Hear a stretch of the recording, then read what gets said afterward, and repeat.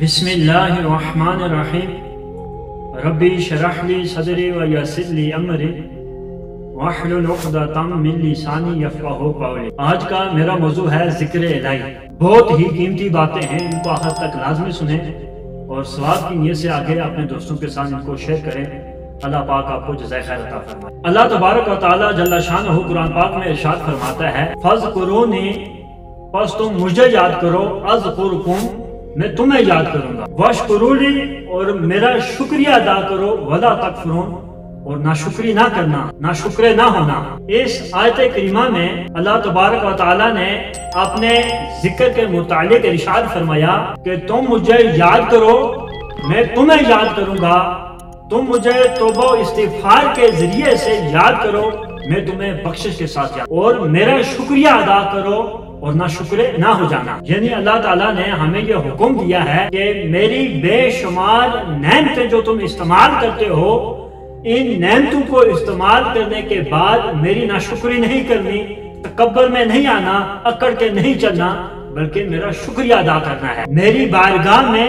سر بسجود ہو جانا ہے اور ناشکر نہیں ہونا۔ اور خالق کائنات نے انسان کو اتنی نعمتیں عطا فرمائی ہیں کہ اگر ان کا ہم شمار کرنا چاہیں، اگر ہم ان کو گننا چاہیں تو ان کو شمار نہیں کر سکتے، ان کو نہیں گن سکتے، بلکہ خود اللہ تبارک و تعالیٰ نے قرآن پاک میں ارشاد فرمایا ہے کہ وَإِن تَعُدُّوا نِعْمَةَ اللَّهِ لَا تُحْصُوهَا، کہ اگر تم میری نعمتوں کو گننا چاہو، اگر تم میری نعمتوں کو شمار کرنا چاہو تو تم ان کو شمار نہیں کر سکتے۔ اور پھر یہ تمام نعمتیں اللہ تعالیٰ نے انسان ہی کے لیے پیدا کی ہیں۔ اللہ تعالیٰ فرماتا ہے کہ فَبِأَيِّ آلَاءِ رَبِّكُمَا تُكَذِّبَانِ، کہ تم اپنے رب کی کون کون سی نعمتوں کو جھٹلاؤ گے۔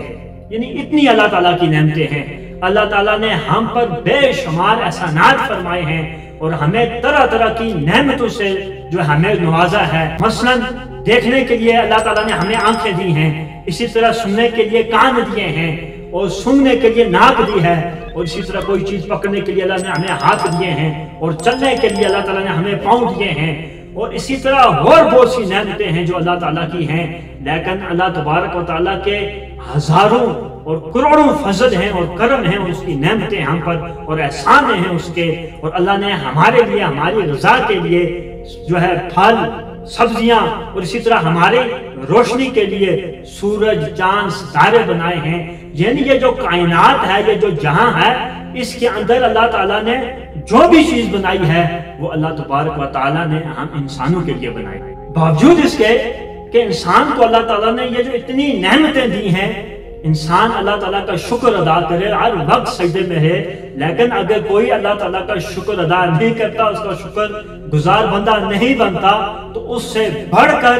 میں کہتا ہوں کوئی غافل، کوئی بہت بڑا گمراہ اور خسارہ اٹھانے والوں سے بڑا، جو اللہ تعالیٰ کی اتنی نعمتیں حاصل کرے، اللہ تعالیٰ کی اتنی نعمتیں کھائے، اس کے باوجود وہ اللہ تعالیٰ کی ناشکری کرے، اللہ تعالیٰ کی عبادت نہ کرے، اس کا ذکر نہ کرے، اس سے بڑا بدبخت کوئی نہیں ہے۔ ایسے شخصوں کے بارے میں، ایسے بندوں کے بارے میں اللہ تبارک و تعالیٰ نے قرآن پاک میں ارشاد فرمایا، تو جو بھی میرے ذکر سے منہ موڑے گا، بس بے شک میں اس کی زندگی اس کے لیے تنگ کر دوں گا، پھر وہ پریشانیوں میں اور طرح طرح کی مصیبتوں میں، ٹینشنوں میں، ڈپریشن میں مبتلا ہو جائے، اس کی زندگی کا تمام سکون اور اطمینان جو ہے وہ ختم ہو جائے گا۔ کبھی ہم نے یہ سوچا کہ ہماری جو پریشانی ہے، بے سکونی ہے، ہر وقت ہم پریشان رہتے ہیں، ڈپریشن میں رہتے ہیں، اس کی کیا وجہ ہے؟ لوگ سمجھتے ہیں کہ جس کے پاس بہت بڑا محل ہو، بہت بڑا بنگلہ ہو، کوٹھیاں ہوں، گاڑیاں وغیرہ ہوں، وہ سب سے جو ہے سکون میں ہے یا وہ اطمینان میں ہے، حالانکہ ایسا نہیں ہے۔ آپ ان میں سے کسی بھی مالدار کے پاس چلے جائیں، وہ روتا ہی نظر آئے، سکون کسی کو بھی میسر نہیں۔ وجہ کیا ہے؟ وجہ یہ ہے کہ ہم نے جو ہے ہم یاد الہی سے غافل ہو گئے ہیں، ہم نے ذکر الہی کو بھلا دیا ہے۔ ہم ہر وقت دنیا کا ذکر کرتے ہیں، لیکن جو دنیا کا مالک ہے، جس نے دنیا کو بنایا ہے، ہم نے اس کو بھلا دیا ہے۔ تو اس لیے کہ ساری ٹینشنیں، پریشانیاں، مصیبتیں ہمارے پہ آ کے پڑی ہیں، کیونکہ ہم نے اپنے رب کو بھلا دیا ہے۔ آئیں ہم غور و فکر کریں، تدبر کریں کہ سکون اور اطمینان کس چیز میں ہے، تو اللہ تبارک و تعالی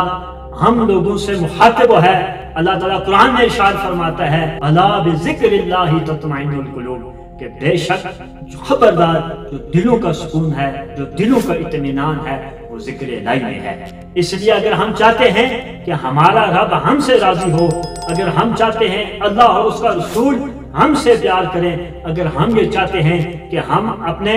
نبی حضرت محمد مصطفیٰ صلی اللہ علیہ وسلم کے پکے اور سچے غلام بن جائیں، تو پھر ہمیں حضور علیہ الصلوۃ والسلام کے بتائے ہوئے طریقوں کو اپنانا ہے، پھر ہمیں ذکر الہی میں مشغول رہنا ہے۔ جیسے ہم دنیا داروں کی باتیں کرتے ہیں، دنیا داروں کی تعریفیں کرتے ہیں، ہر وقت پیسہ مال و دولت کے پیچھے پڑے رہتے ہیں، اس کو چھوڑ کر ہم نے ہر وقت اللہ کا ذکر کرنا ہے اور حضور علیہ الصلوۃ والسلام پر کثرت کے ساتھ درود شریف پڑھنا ہے۔ تو اس لیے جب ہم یہ کام کرنا شروع کر دیں گے تو ہماری سب ٹینشنیں پریشانیاں ختم ہو جائیں گی اور اللہ کا خاص کرم فضل جو ہے وہ ہم پر نازل ہونا شروع ہو جائے گا۔